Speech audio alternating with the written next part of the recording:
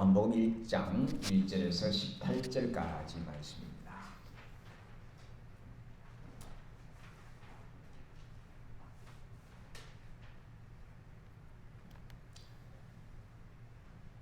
제가 봉독해 드리겠습니다. 요한복음 1장 1절입니다. 태초에 말씀이 계시니라.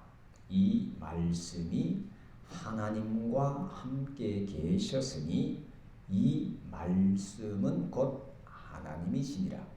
그가 태초에 하나님과 함께 계셨고 만물이 그로 말미암아 지은 바 되었으니 지은 것이 하나도 그가 없이는 된 것이 없느니라. 그 안에 생명이 있었으니 이 생명은 사람들의 빛이라. 빛이 어둠에 빛이 돼 어둠이 깨닫지 못하더라. 하나님께로부터 보내심을 받은 사람이 있으니 그의 이름은 요한이라. 그가 증언하러 왔으니 곧 빛에 대하여 증언하고 모든 사람이 자기로 말미암아 믿게 하려 함이라. 그는 이 빛이 아니요 이 빛에 대하여 증언하러 온 자라. 참빛 곧 세상에 와서 각 사람에게 비추는 빛이 있었나니 그가 세상에 계셨으며 세상은 그로 말미암아 지은 바 되었으되 세상이 그를 알지 못하였고 자기 땅에 오매 자기 백성이 영접하지 아니하였으나 영접하는 자 곧 그 이름을 믿는 자들에게는 하나님의 자녀가 되는 권세를 주셨으니 이는 혈통으로나 육정으로나 사람의 뜻으로 나지 아니하고 오직 하나님께로부터 난 자들이니라. 말씀이 육신이 되어 우리 가운데 거하심에 우리가 그의 영광을 보니 아버지의 독생자의 영광이요 은혜와 진리가 충만하더라. 요한이 그에 대하여 증언하여 외쳐 이르되 내가 전에 말하기를 내 뒤에 오시는 이가 나보다 앞선 것은 나보다 먼저 계심이라 한 것이 이 사람을 가리킴이라 하니라. 우리가 다 그의 충만한 데서 받으니 은혜 위에 은혜라. 율법은 모세로 말미암아 주어진 것이요 은혜와 진리는 예수 그리스도로 말미암아 온 것이라. 본래 하나님을 본 사람이 없어되 아버지 품속에 있는 독생하신 하나님이 나타내셨느니라. 아멘.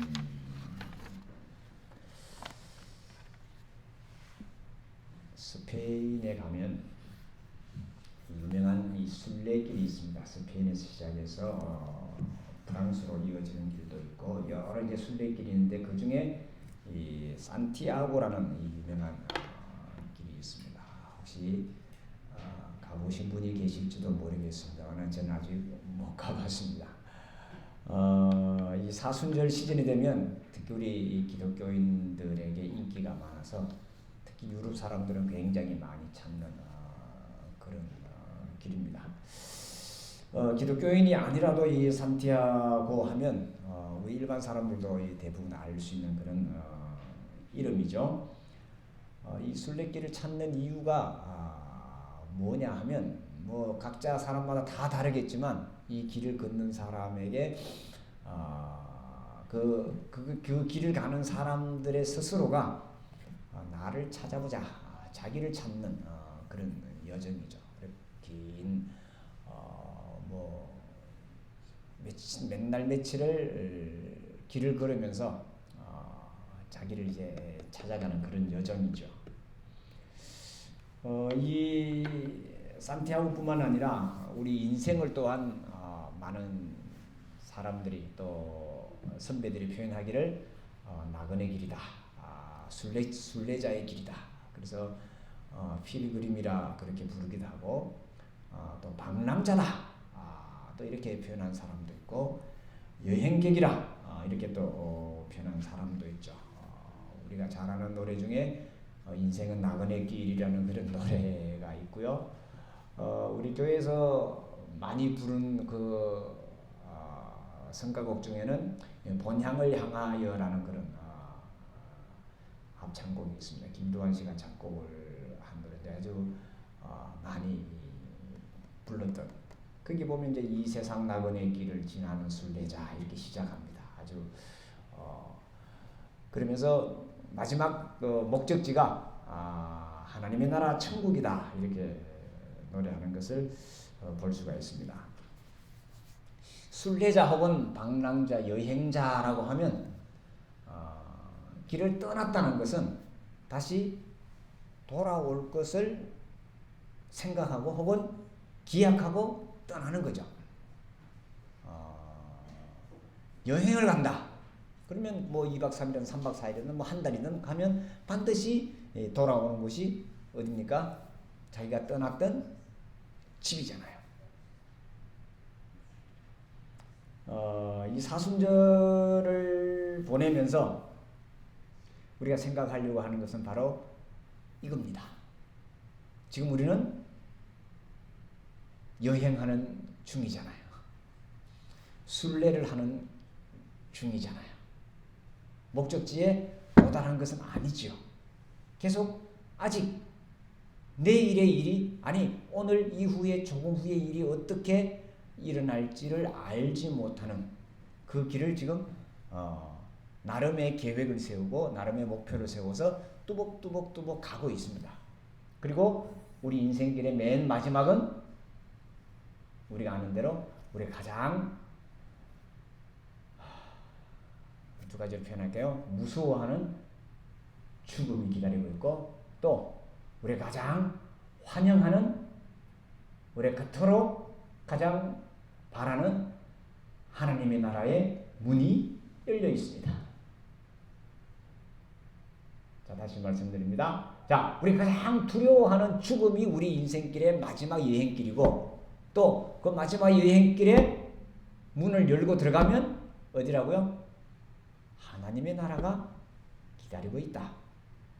자, 그러면 죽음은 기쁜 거예요? 슬픈 거예요? 두려운 거예요? 좋은 거예요? 참 어렵죠.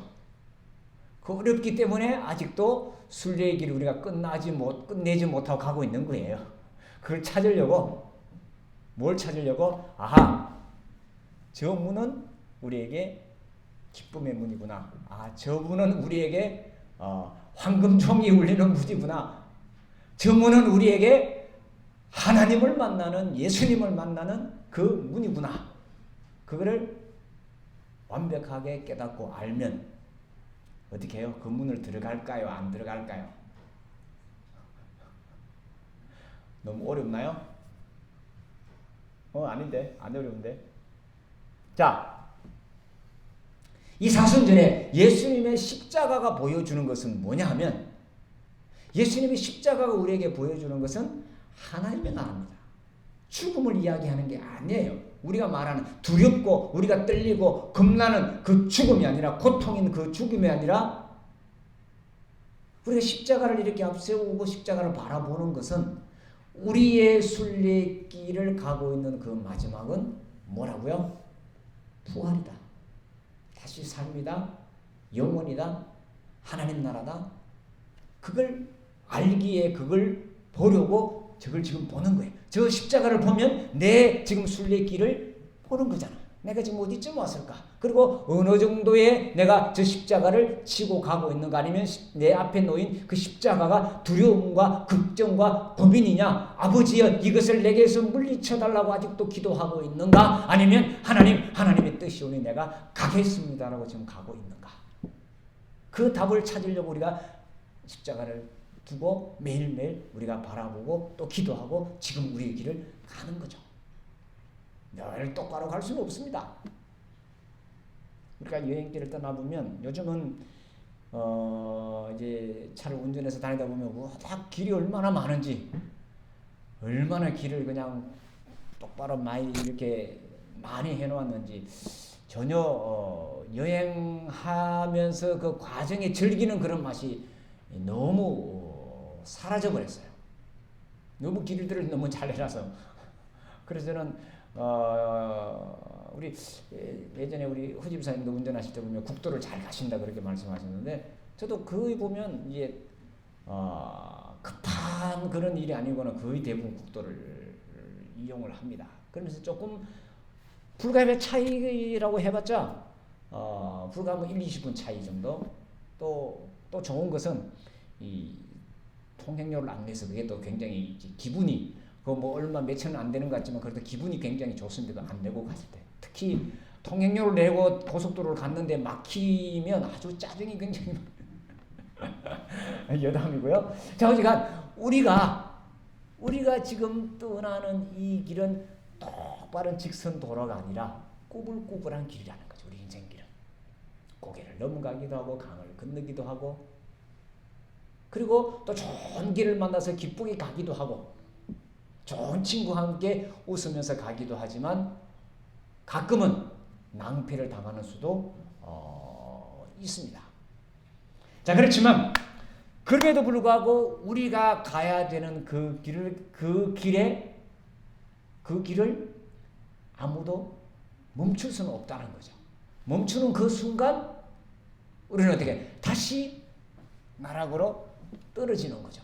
자, 우리가 살아있다는 이것은, 우리가 지금 믿음을 갖고 있다는 것은, 우리가 지금 걸어가고 있다는 것은 마지막 예수님께서 가셨던 그 길을 우리가 따라가려고 지금까지 가고 있고, 아직도 얼마나 더 남은지 모르겠지만 그 시간에, 그게 10년, 20년, 30년, 40년 그 시간의 문제가 아니라 예수님께서 깨달으셨던, 예수님께서 만나셨던, 예수님께서 말씀하신 그분을 내가 만났느냐 하느냐가 중요하다는 거죠. 그것을 다시 우리가 생각하고 그것을 다시 우리가 찾는 그 시간이 바로 이 사순절 기간입니다. 자, 이 사순절 기간에는 우리가 여러 가지 뭐 예수님이 십자가에 관한 말씀, 뭐 고통에 관한 말씀도 많이 찾아보겠지만 특별히 예수님이 뭐라고 말씀하셨는가를 조금 더 깊이 한번 찾아보려고 합니다. 그리고 예수님이 누구신가라는 것은 우리가 뭐 너무나 많이 들어왔기 때문에 잘 알고 있는 이야기고요. 예수님께서 십자가의 길을 갈 수 있었던 그 원인이 뭘까? 그걸 우리가 이제 한번 찾고, 그러면 그렇게 간 다음에는 우리가 잘 아는 대로 부활이 기다리고 있는데, 우리는 이 부활을 경험하기 이전에 혹은 십자가를 통하기 이전에 부활이 있는가, 아니면 부활을 경험해야 십자가를 가는가, 이에 대한 이야기도 제가 늘 하는 이야기입니다만은 다시 한번 더 찾아보려고 합니다. 그래서 다시 요한복음을 꺼내왔습니다. 요한복음을 다시 꺼내온 이유는, 이 요한은 성경의 결론이기 때문에 그렇습니다. 우리가 말하는 그 요한은 예수님의 제자 사도 요한을 이야기합니다. 그런데 이 예수님의 제자 사도 요한이 이 요한복음서를 기록한 것은 아닙니다. 자, 예수님의 제자 요한은 갈릴리 사람이었죠. 어부였죠. 그리고 이 예수님의 제자들은, 특히 복음서에 나오는 예수님의 제자들은 다 아람어라는 글을 썼습니다. 지금은 이제 거의 사라지고 중동 지방에 어느 조금 이제 그렇게 쓰는 사람들이 있습니다만은 이 아람어라는 글을 썼고요. 우리가 아는 대로 이 성경이 처음 쓰여진, 즉 신약 성경이 쓰여진 것은 헬라어라는 글입니다. 지금 말하면 우리나라 이제 한국 사람이 미국으로 이민을 가서 미국에서 한국의 이야기를 썼다, 이렇게 보시면 정확합니다. 그래서 디아스포라라는 말을 쓰는데요, 유대인 중에 외국으로 간 사람들, 즉 헬라어를 하는 사람들이 예수님의 이야기를 전해 듣고 기록을 한 것이 신약 성경 책입니다. 근데 신약 성경책인데 우리 예를 들면 우리가 이제 미국으로 이민을 갔다 하면 미국으로 이민 간 사람이 LA에 살기도 하고 샌프란시스코에 살기도 하고 저 북쪽에 살기도 하고 남쪽에 살기도 하고 여러 군데 지금 흩어져 살고 있잖아요. 전 안 가봐서 모르겠습니다만은 하여튼 흩어져 삽니다. 이쪽 저쪽 다. 그 여기도 한인회 저기도 한인회가 있는데 그 한인회에서 모여서 한국 이야기를 하는 거죠. 고향으로 모이기도 하고 뭘 따라서 모이기도 하고 직업을 따라서 모이기도 하고 그 모임 대해서 자기들 안에서 이런저런 이야기를 하면서 한국에 대한 여러 가지 이제 이야기를 한다는 거죠. 그 이야기입니다. 즉 요한 복음을 그대로 받아들이고 믿었던 사람들. 이 사람들은 요한이 전해준, 즉 사도 요한의 제자들과 그 제자들이 전해준 그 예수님에 관한 이야기를 듣고 모여서 함께 늘 예배하던 그 사람들이 요한복음서라는 성경을 나중에 기록을 합니다. 그리고 이분들은 사도 요한이 가장 늦게까지 살아 계셨기 때문에 가장 늦게까지 예수님께서 해주신 말씀의 핵심이 무언가를 잘 알고 마지막으로 이렇게 정리를 했고 또 이 신약 성경책, 구약 성경책을 우리가 경전으로 삼읍시다라고 결정을 한 그 회의에서 그 회의가 언제 했냐면은 적어도 예수님이 돌아가시고 난 뒤에 약 400년이 지난 이후에 너무 많이 갔죠? 즉 로마에 의해서 우리 기독교가 국교가 된 이후에 313년에 로마에 의해서 우리 기독교가 국교가 되고 그때부터 이제 그러면 이걸 우리가 예수님의 말씀 혹은 예수님의 그를 중심으로 우리가 기독교 국가를 만듭시다 하면 이제 뭐가 있어야 될 거 아니에요. 그래서 여기저기 흩어져 있는 것들을 이제 모으기 시작했습니다. 모아서 이것을 우리가 경전으로 삼읍시다 라고 결정한 것이 구약은 아닙니다. 구약은 이미 그 전에 결정을 했기 때문에 이 신약 성경을 이렇게 27권을 우리가 예수님의 말씀 혹은 하나님의 말씀으로 받아들입시다라고 결정한 그 회의가 적어도 카르타고라는 곳에서 회의를 했는데 392년이나 됐어요. 어마무시하게 근 400년 가까이 돼서 이것을 성경으로 합시다라고 공식 회의에서 결정했어요. 물론 그 전에도 이 성경을 이렇게 쓰고 있었습니다만은 그렇게 결정을 하면서 요한의 이 복음서를 가장 마지막에 결론으로 예수님에 관한 모든 신앙의 결론으로 요한의 복음서를 가져다 놓았습니다.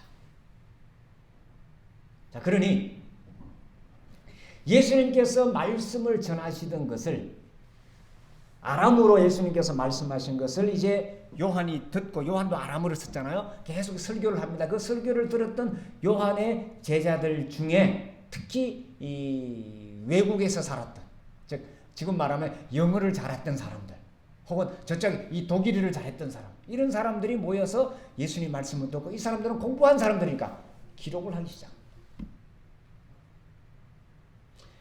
요한에 관한 이 이야기, 요한복음을 기록한 우리가 이제 사본이라고 부르는 그 성경책도 여러 권 있고요. 마태가 기록한 마태복음으로 가는 것도 수도 없이 많이 있고요. 그것을 맨 마지막에 모아서 지금 오늘 이렇게 우리에게 성경으로 들어와 있습니다. 그리고 우리가 이것을 경전으로 받아들이는 거죠. 그런데 문제는 이 안에 우리로 하여금 굉장히 순례의 길을 가는데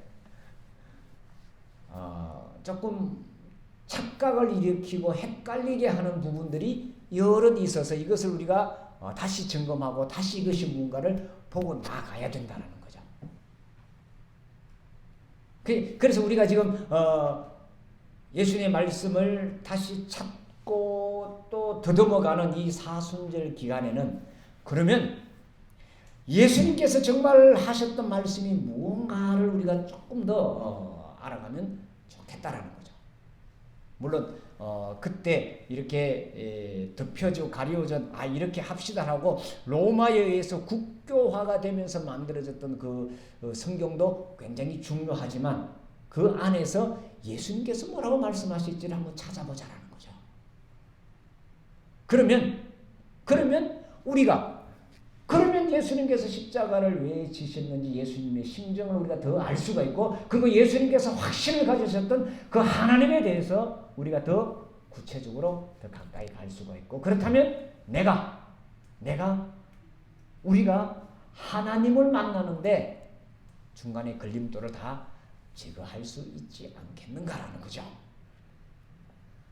자, 그래서 다시 이제 요한복음을 한번 봅시다. 이렇게 시작합니다.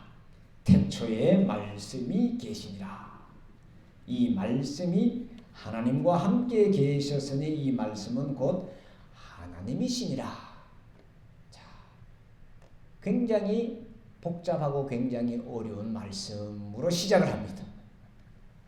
이것을 다 제대로 이해하고 제대로 풀 수 있는 말씀 그대로, 여기 있는 본문 그대로 많은 학자들이 풀어내지만 모두 다 마지막에는 의문을 남기고 끝을 냅니다.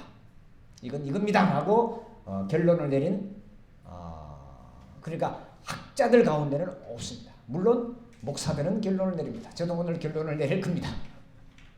우리가 믿음을 가지고 설교하는 것하고 학문적으로 이것이 맞느냐고 따지는 것은 굉장히 다른 이야기입니다. 왜냐하면 오늘 말씀해 보니까 하나님이 말씀이고 말씀이 하나님이고 이 말씀이 또 예수님이고 막 뒤죽박죽 섞여 있습니다. 논리적으로는 말이 안 맞습니다. 그래서 우리 기독교에서 굉장히 특별한 획기적인 그런 교리를 만들었는데 그 교리가 뭐냐면 삼위일체라는 교리를 탁 만들어서 이 문제를 해결해 버렸습니다. 그냥 믿어. 그걸 머리 아프고 생각해. 이렇게 끝내. 여러분들 삼위일체가 뭔지는 다 아시잖아요. 들어보셨잖아요. 세계가 하나래. 끝. 왜 세계가 하나냐 묻지 마. 그걸 묻다가 처형당한 사람이 한두 사람이 아닙니다. 종교개혁 시대에도 이 의문을 느꼈던 가졌던 학자를 우리가 종교개혁의 첫 번째 선수로 할 수 있는 칼빈 같은 경우도 목을 쳐버렸습니다.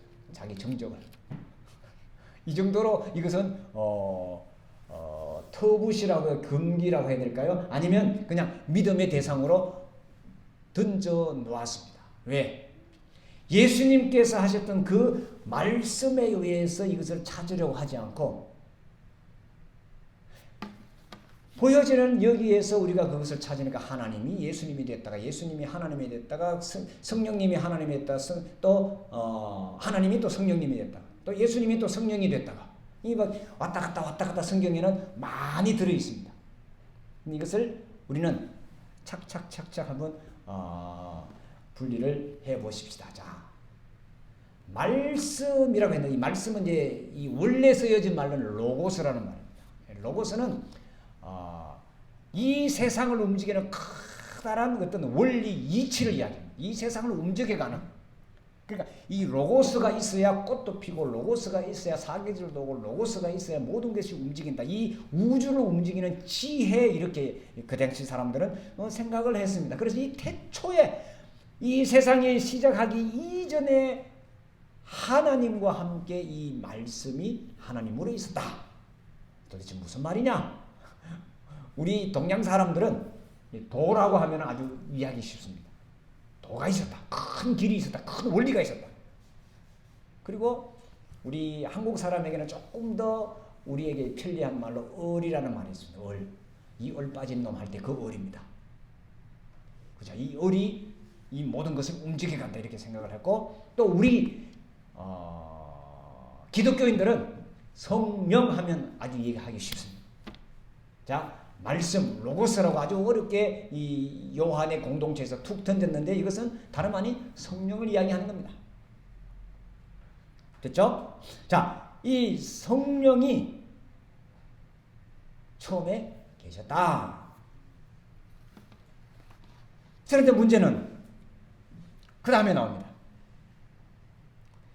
그가 태초에 하나님과 함께 계셨고 만물이 그런 말미암아 지음바 되었으니 지은 것이 하나도 그거 없이는 된 것이라. 그 안에 생명이 있으니 생명은 사람들의 빛이라. 빛이 어두운 빛이 돼. 쭉 이야기합니다. 자, 말씀이 이제 뒤에 보면 예수님이라고 이제 이야기를 나오는데 이 예수님이 곧 하나님이셨다.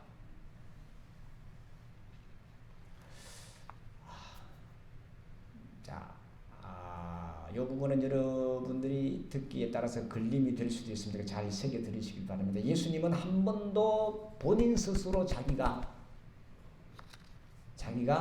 하나님이라고 하신 적도 없고 내가 선지자라고도 하신 적도 없고 내가 선생이라고 하신 적도 없었습니다.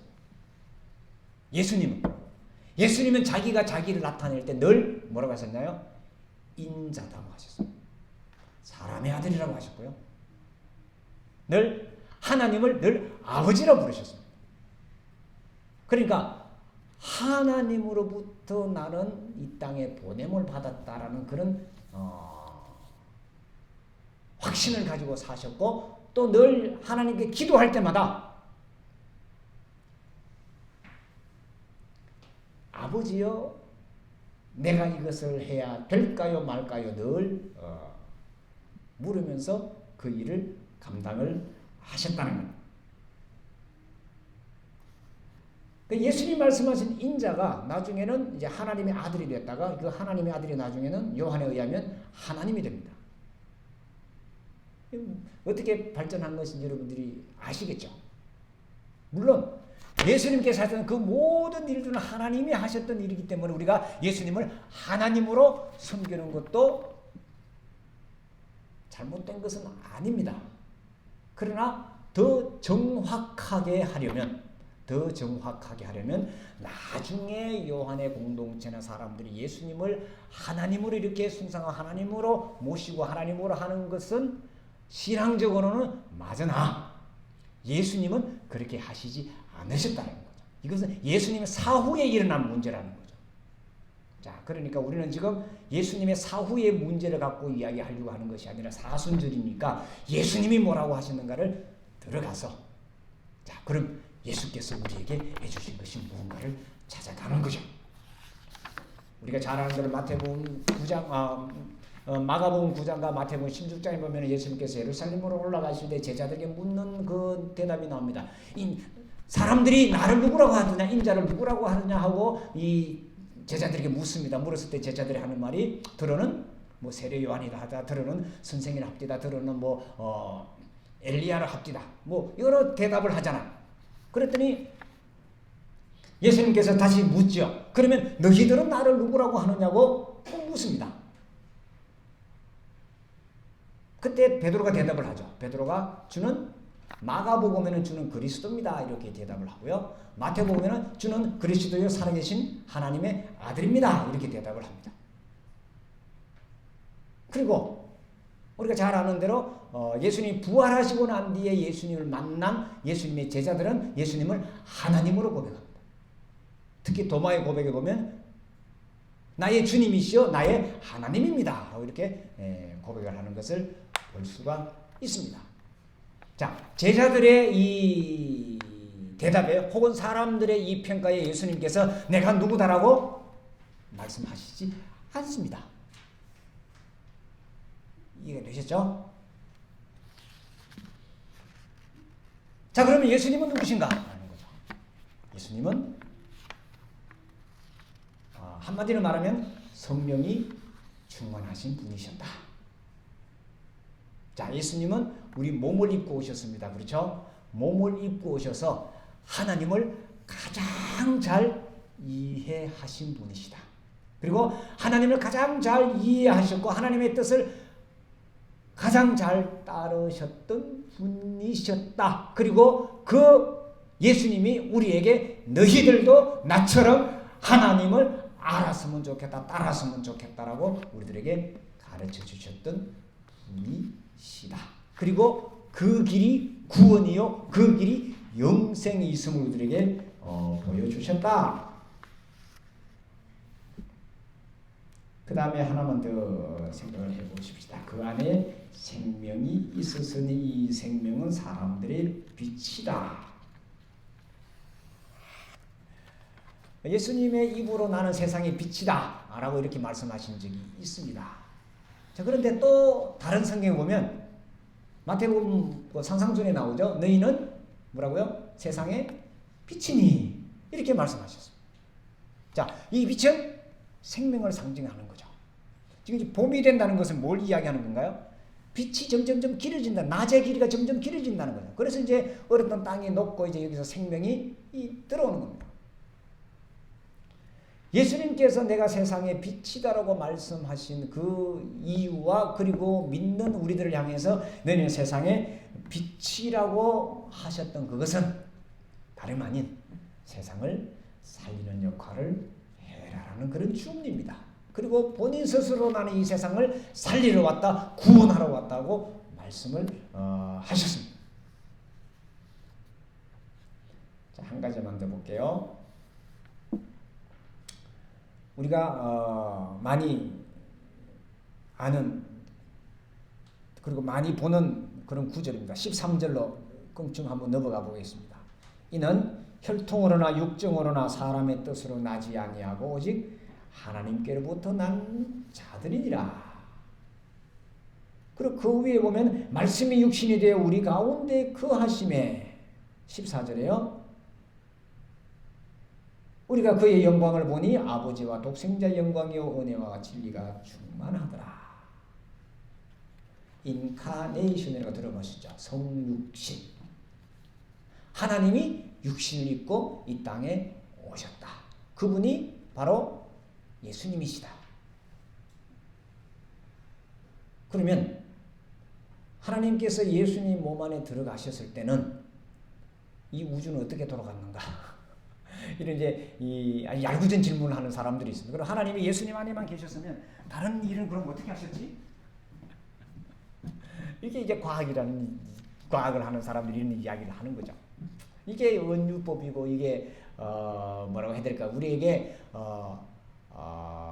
신앙적으로 보여주고 가르쳐주기 위해서 이런 법을 쓰는데도 이걸 문자 그대로 다 이제 받아들인다면 아주 복잡해집니다. 답은 여기 있습니다.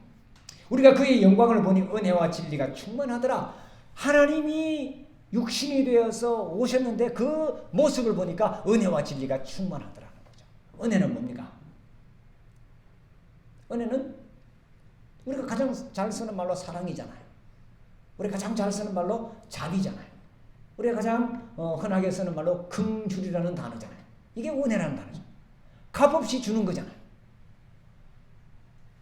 하나님을 가장 잘 표현한, 즉 이 요한복음을 썼던 이 요한의 그룹에서는 하나님은 사랑입니다 라고 이렇게 결론을 내렸습니다.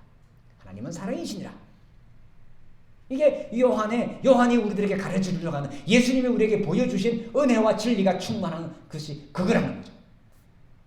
은혜는 이것이요. 그러면 진리는 뭐예요? 진리는 참이라는 거잖아요. 참. 우리가 이 땅을 살아가는 참된 우리의 인생에 살아가는 그 모습을 예수님께서 보여주셨다.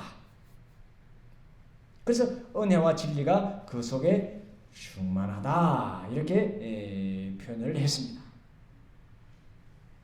예수님은 늘 우리들에게 이런 말씀을 하셨습니다. 나를 믿으라 라는 말씀보다는 나를 뭐하라? 따라오느라. 예수님을 따라가면 우리에게 뭐가 가득해요? 성령이 충만해서 성령이 충만한 그 결과로 뭐가 나타날까요? 은혜와 진리가 우리를 통해서 나타난다라는 거죠. 그래서 성경은 이렇게 이야기합니다. 우리를 향해서 하나님께로부터 난 자들이라 했습니다. 우리가 예수님을 믿는다는 것은 예수님이 우리들에게 보여주신 그것들을 따라가는 것을, 그것을 믿는 걸 이야기합니다. 예수님 말씀을 믿는 걸 이야기합니다. 예수님의 삶을 우리가 믿는 겁니다. 믿는다는 것은 또 아는 것이고, 안다는 것은 깨닫는 것을 말하는 겁니다. 말씀을 정리하십시다. 자, 사순절을 시작하면서 우리가 다시 확인해야 할 것은 예수님을 통하여 하나님이 우리의 아버지 되심을 다시 확신하고, 그리고 하나님이 보내신 성령으로 인해서 우리가 그것을 다시 내가 하나님의 자녀됨을 확인하는 것입니다. 이것이 사순절에 우리가 해야 될 일입니다. 다른 것 없습니다. 예수님을 통하여 보여주신 하나님 아버지가 어떤 분인가를 우리가 바로 아는 것이고요. 그걸 알면 아하, 나도 하나님께서 나를 이 땅에 보내셨구나. 하나님의 보냄을 받은 자이구나. 그러면 내가 가는 이 여행길이 고난의 길이 아니라 기쁨의 길이고, 이 순례의 길이 즐거움의 길이고, 이 순례의 끝에는 어디를 가는 거예요? 우리의 집으로 가는 거죠. 편안한 숙소가 있고 편하게 쉬는 그 여행자에게 가장 바라는 것이 뭡니까? 저녁에 들어가서 샤워하고 맛있는 음식을 먹는 그런 거잖아요. 자, 우리의 이 세상 수고의 마지막 그것은 바로 하나님이 우리를 향해서 예비한 그곳이다 라는 것을 우리가 이 사순절을 지나면서, 그것이 예수님이 우리에게 보여주시고 가르쳐 주셨던 것이었습니다. 기도하겠습니다. 주님, 하나님께로부터 난 자들이라고 오늘 성경은 우리들에게 가르쳐 주셨습니다. 이 사순절을 시작하면서 우리 순례의 길을 가는 이 여정에 다시 우리의 목적지, 우리의 목적, 우리의 삶의 중심을 찾아 나아갈 수 있도록 도와주시고, 그 순례길에 예수님과 함께, 예수님의 말씀과 함께, 예수님께서 주시는 능력과 함께 나아가는 저들이 되게 하여 주옵소서. 예수님의 이름으로 기도하옵나이다. 아멘.